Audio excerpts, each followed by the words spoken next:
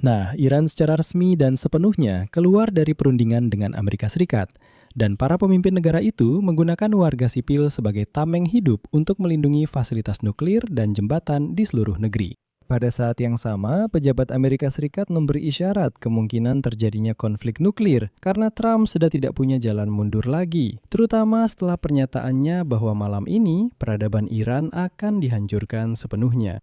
Oleh karena itu, di Pentagon sedang dipertimbangkan opsi-opsi ekstrim, termasuk kemungkinan penggunaan senjata nuklir taktis atau serangan terhadap fasilitas nuklir di Iran, yang bahkan sebelum serangan sudah dianggap sebagai kemungkinan kejahatan perang. Pada saat yang sama, Presiden Iran menyatakan bahwa jutaan warga Iran siap mati demi negara mereka malam ini, sehingga Trump harus siap menghadapi perang berdarah jika dia menepati ancamannya.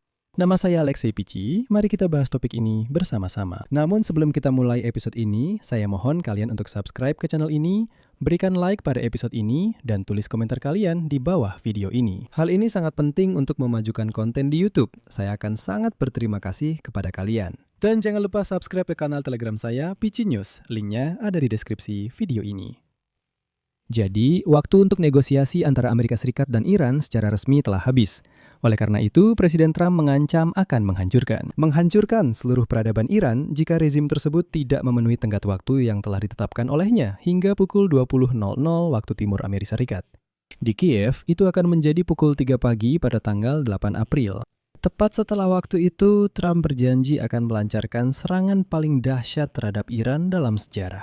Dan hari ini, New York Times bahkan mulai memberi isyarat bahwa Trump seolah-olah nyaris siap menggunakan senjata nuklir. Ya, tentu saja senjata nuklir taktis untuk menunjukkan betapa seriusnya niat mereka dan akhirnya memaksa rezim Iran untuk menyerah.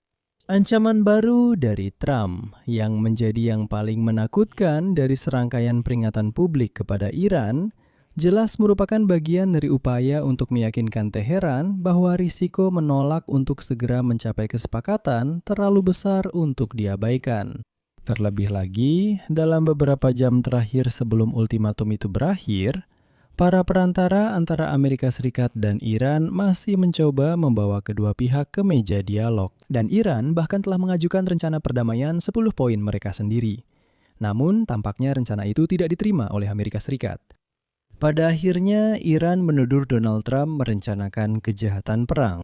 Rezim Iran tidak menunjukkan fleksibilitas berarti dalam pernyataan publik mereka mengenai kesepakatan tersebut. Meskipun begitu, beberapa sumber, khususnya media Axios, melaporkan bahwa dalam 48 jam terakhir di balik layar, sebenarnya ada beberapa kemajuan yang dicapai. Wakil Presiden AS J.D. Vance yang terlibat dalam diplomasi dengan Iran hari ini dalam konferensi pers di Budapest menyatakan bahwa negosiasi intensif akan terus berlanjut hingga batas waktu yang ditetapkan oleh Donald Trump, yaitu sampai pukul 20.00 waktu timur AS. Namun demikian, hari ini Trump tampil dan menyatakan, kutipan, "Malam ini seluruh peradaban akan musnah dan tidak akan pernah bangkit kembali. Saya tidak ingin itu terjadi, tapi kemungkinan besar memang akan begitu. Saya berharap ada kemungkinan situasi bisa berubah jika para pemimpin Iran yang lain, yang lebih bijak dan kurang radikal, bisa mengendalikan diri mereka. Siapa yang tahu, kita akan mengetahuinya malam ini, di salah satu momen terpenting dalam sejarah dunia yang panjang dan rumit." Dan setelah itu, para negosiator masih mencoba untuk bernegosiasi. Mencoba untuk berkomunikasi dengan orang Iran, dengan orang Amerika, agar bisa mencapai suatu keputusan.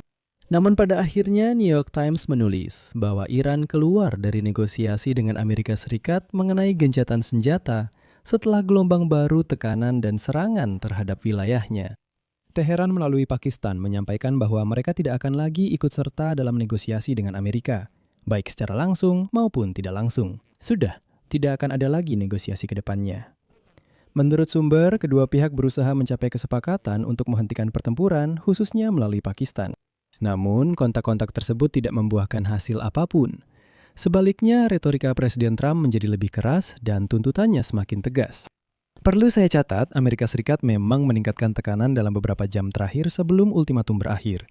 Karena selain pernyataan Donald Trump, Amerika Serikat juga melancarkan serangan terhadap target-target militer di sekitar pusat minyak utama Iran, Pulau Khar. Israel juga meningkatkan serangan terhadap Iran, sementara pada saat yang sama Iran dituntut untuk sepenuhnya membuka Selat Hormuz. Dan dalam situasi seperti ini, menurut pejabat Iran, negosiasi lebih lanjut menjadi tidak ada artinya lagi. Dan tepat setelah itu, karena peristiwa sekarang berkembang sangat cepat, Presiden Iran Masoud Pezeshkian menyatakan bahwa lebih dari 14 juta warga Iran siap mengorbankan nyawa mereka demi membela negara mereka dalam perang melawan Amerika Serikat dan Israel. Berikut kutipannya. Lebih dari 14 juta warga Iran yang bangga telah menyatakan kesiapan mereka untuk mengorbankan nyawa demi melindungi Iran. Saya juga dulu, sekarang, dan akan tetap berkomitmen untuk mengorbankan hidup saya demi Iran. Perlu saya catat, di sini Pezeshkian berbicara tentang kampanye Janfada itu. Ya, jika itu terjemahannya. Jika diterjemahkan secara harfiah, itu berarti pengorbanan hidup demi Iran, yang dimulai pada awal perang bulan lalu dan bertujuan untuk menyatukan bangsa. Pada dasarnya, ini adalah ajakan bagi siapa saja yang ingin bergabung, bahkan anak-anak mulai usia 12 tahun saya ingatkan, untuk masuk ke dalam barisan Korps Pengawal Revolusi Islam, sayap mudanya Basij, dan juga tentara reguler di sana. Jadi pada kenyataannya, dilakukan semacam pendataan untuk mengumpulkan daftar sukarelawan yang jika terjadi perang darat terbuka, siap untuk ikut serta dalam perang tersebut. Bahkan di internet sudah muncul rekaman kelompok perempuan dan, maaf, anak-anak kecil yang membawa senapan otomatis. Saya tidak bisa menampilkan itu di YouTube karena ada batasan tertentu. Tapi saya rasa kalau Anda benar-benar ingin, Anda bisa menemukan rekaman tersebut. Saya paham sebagian dari itu adalah propaganda, tapi tetap saja, inilah perempuan-perempuan dengan kepala tertutup, wajah tertutup, dan anak-anak yang membawa senapan otomatis.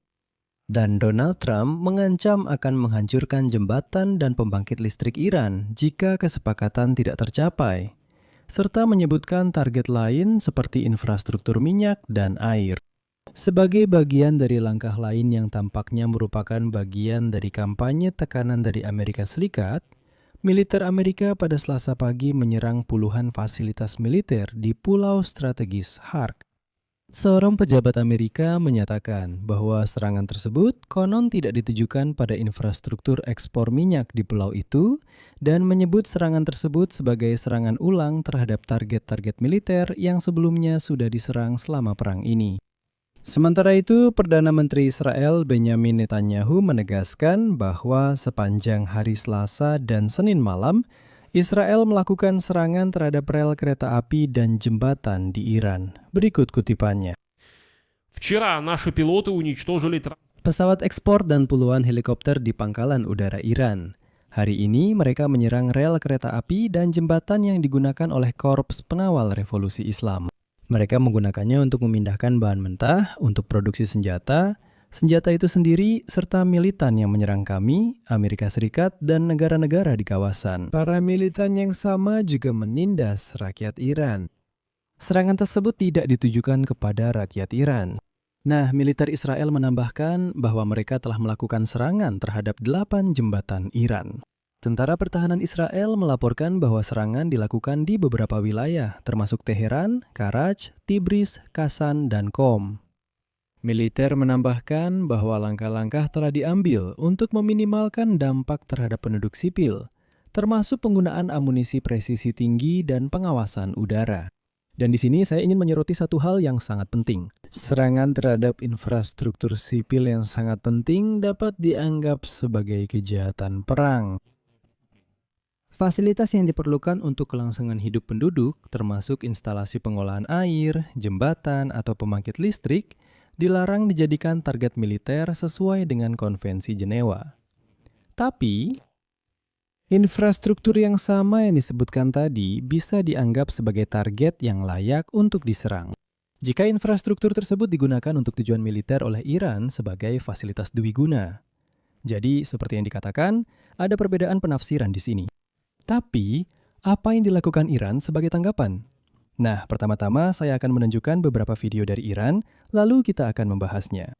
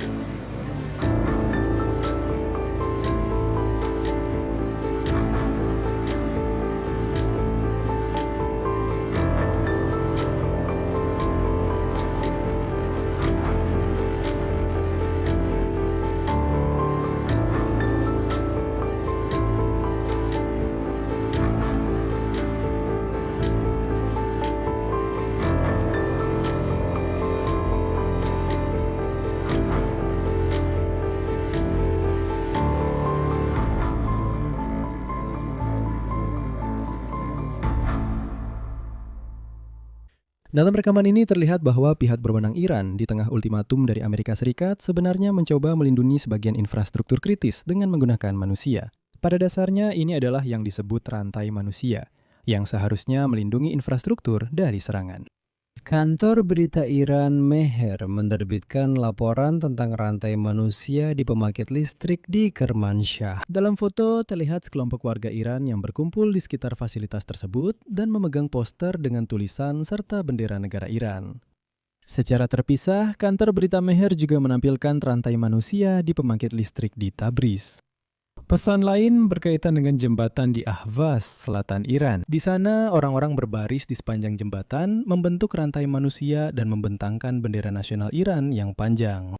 Di sini saya ingin mencatat bahwa rezim Iran pada dasarnya belajar hal ini dari orang Rusia. Karena orang Rusia, saya ingatkan pada tahun 2014 ketika mereka menduduki Crimea, Ukraina, ketika mereka menduduki wilayah Ukraina di Donbas, mereka menggunakan taktik yang persis sama. Mereka menempatkan warga sipil di garis depan dan hanya di belakang mereka barulah tentara Rusia maju. Yang awalnya tidak diakui oleh Rusia sebagai pasukan mereka dengan menyebut diri mereka sebagai manusia hijau kecil. Saya ingatkan, Vladimir Putin secara terbuka mengakui taktik seperti itu. Dia berkata, ya, yang maju di depan adalah penduduk lokal, warga sipil, ke wilayah Ukraina. Dan di belakang mereka, di belakang punggung mereka, barulah tentara Rusia maju dan mulai menembak. Mereka tidak menyembunyikan hal itu. Orang-orang Iran sekarang menggunakan taktik yang persis sama.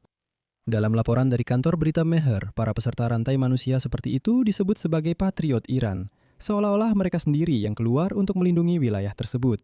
Namun pada saat yang sama, sifat dari aksi-aksi ini sendiri menunjukkan bahwa pemerintah Iran berusaha menggunakan kehadiran warga sipil sebagai faktor penahan tambahan untuk mempersulit kemungkinan serangan terhadap infrastruktur energi dan infrastruktur penting lainnya.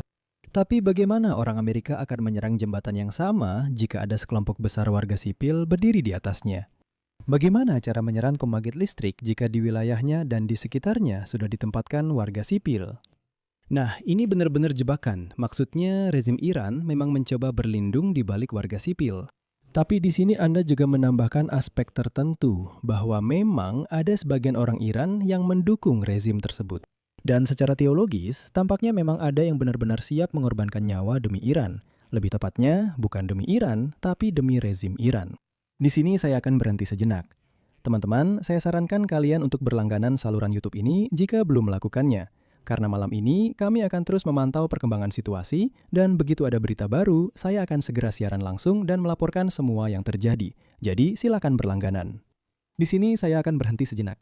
Pendapat dan kesimpulan kalian silakan tulis di kolom komentar di bawah video ini. Jangan lupa berlangganan channel ini, tekan tombol lonceng, dan jangan lupa juga untuk menyukai video ini. Jika kalian ingin mendukung kerja saluran YouTube ini, kalian bisa melakukannya secara finansial dengan donasi berapapun, bisa melalui kode QR yang ada di layar kalian. Ini adalah cara paling mudah untuk mendukung saluran ini. Hanya dengan satu klik, kalian sudah bisa memberikan dukungan. Nah, di deskripsi video ini ada berbagai platform lain seperti Patreon, PayPal, Buy Me a Coffee, sponsor, juga di YouTube, informasi rekening bank, bahkan dompet kripto juga tersedia. Silakan pilih opsi yang paling nyaman untuk kalian. Saya akan sangat berterima kasih atas dukungan apapun dari kalian. Nah, itu saja. Jaga diri kalian. Sampai jumpa.